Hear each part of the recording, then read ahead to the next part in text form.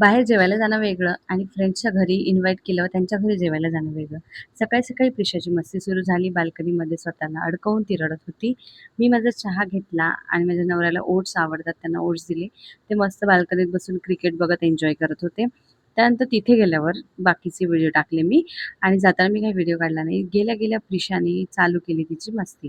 श्रीधरचा वरती बॉल लटकवलेला होता, त्याला ती खेळत होती आणि मिष्टी सर्वात मोठी आहे म्हणून तिला बिचारीला एकटीला दोघींना सांभाळावं लागत होतं. स्वयंपाक करण्याच्या मध्ये-मध्ये करतात म्हणजे ऐन स्वयंपाक करायचा टाईम असतो आणि लेकरं मधत करतात आणि हे असे पीठ लावून घेतात तोंडाला आणि मिष्टी पण ह्यांच्यासोबत खेळायला लागली. त्यांच्यासोबत पीठ लावून बसली. थोड्याच वेळात माणसं बाहेरून आली आणि लगेच जेवायला बसले.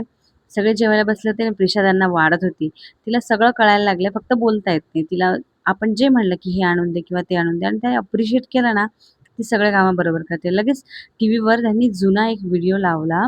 श्री वसंतराव नाईक म्हणून एक आहे व्हिडिओ YouTubeवर दाखवतात. त्यामध्ये पुण्याचं आहे असं, पण ॲक्चुअल लोकेशन हे पुसद आहे, जिथे ह्या सगळ्या फ्रेंड्सचं कॉलेज आहे. आणि पुसदच्या त्या कॉलेजमध्ये ते दाखवत-दाखवत हसत होते, की हा मुलगा हा आहे, तो मुलगा तो आहे.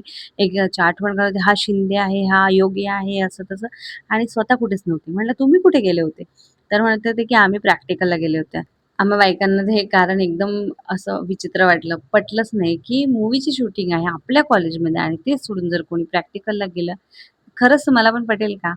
जाऊ द्या. मिष्टी आणि प्रिशाच्या त्यांच्या मस्त्या सुरू होत्या आणि थोड्याच वेळात आहे ना, त्यांच्या कॉलेजमध्ये म्हणजे त्यांच्या कॉलेजचे त्यांनी व्हिडिओ शूट करून ठेवले होते. फायनल इयरचा त्यांचा डान्स शूट करून ठेवला होता. आमच्या तर काहीच आठवणी नाहीत, पण ह्यांच्या तर आहेत. ओळखायला कठीण आहे, पण राइट हँड साइडला माझा नवरा आणि मिडलला त्यांचा फ्रेंड आहे.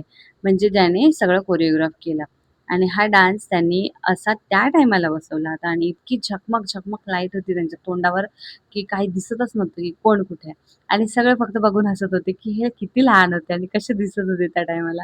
म्हणजे आम्हाला बिलीव्ह करायला खूप कठीण होतं, की हे आता असे दिसतात आणि तेव्हा कॉलेजमध्ये फायनल इयरला हे एवढे लहान कसे काय?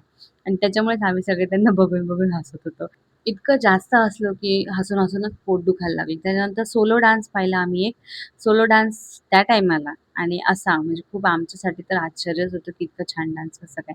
पण ते डान्स सोडून आम्ही फक्त त्यांचे चेहरेच बघून हसत होतो, की ह्यांचे चेहरे आता किती वेगळे आणि त्या टाईमाला असं वाटत होतं, की यांना कोणी खायला पण देते की नाही?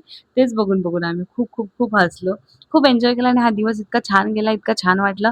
नंतर जेवण वगैरे झाल्यानंतर आम्ही आईस्क्रीम एन्जॉय केली, गुलाबजामुन पण खाल्ले तिथे. खूप काय-काय होतं खायला आणि मग नंतर मस्ती तर होतीच लेकरांची, आमची मस्ती आणि त्यांचं लेकरांचं वेगळंच त्यांचं काही चालू. त्यांना काही टीव्हीमध्ये इंटरेस्ट नसतो आणि हा जो फोकस केला ना तोंडावर त्यानंतर तर आम्ही खूप हसलो, की "अरे बाबा, जिथे स्टेप्स आहेत तिथे पाय दाखव ना, तू तोंड का दाखवतोय?"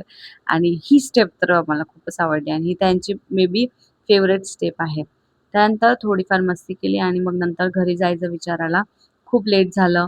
मित्रांसोबत असलं की वेळ काही समजत नाही आणि गप्पा गोष्टींमध्ये गप्पा खूप गोड लागतात असं म्हणतात. गप्पा गोष्टी गोड लागतात. पण कितीही गोड लागल्या तरी आपापल्या घरी तर जावंच लागतं ना. मग आम्ही गेलो बाकीच्या गप्पा. नेक्स्ट व्लॉगमध्ये माझ्या चॅनलला सबस्क्राईब करायला विसरू नका. आवडत असेल तर प्लीज कमेंट पण करा आणि लाईक तर कराच करा. Thank so much for watching.